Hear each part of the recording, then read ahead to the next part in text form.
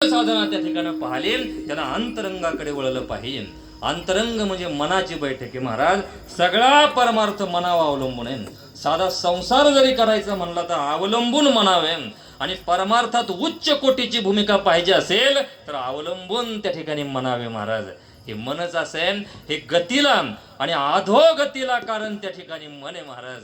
महाराज म्हणतात गती अधोगती मनाची युक्ती मन लावा एकांती साधू संगेन. म्हणजे मनाला त्या ठिकाणी साधूच्या संगतीत लावावं. एक शास्त्रकार सांगतो हे मन असं आहे महाराज, नको तिकडं त्या ठिकाणी धावतंय, पण आपल्या शरीरानं त्या ठिकाणी मनाला सांगावं म्हणा अरे जाऊ नको तिकडं, त्या ठिकाणी घातपात होऊ शकतो, तिकडं अधर्म त्या ठिकाणी आहे, तिकडं तू जाऊ नको. मन जाईल का साहेब? नाही जाणार. ज्यावेळेस शरीर जाईल त्याच वेळेस त्या ठिकाणी मन जाईल. जसं धनुष्यबाण असावा, बाणानं कितीही अट्टहास केला जाण्यासाठी जाईल का? कधी जाईल? ज्यावेळेस धनुष्याला प्रत्यय आपण चढू त्याच वेळेस त्या ठिकाणी बाण जाईल. तसं या शरीराला त्या ठिकाणी सांगावं, सर्व अवयवाला सांगावं, कितीही मनाने अट्टहास केला तरी मनाला त्या ठिकाणी जाऊन द्यायचं नाही.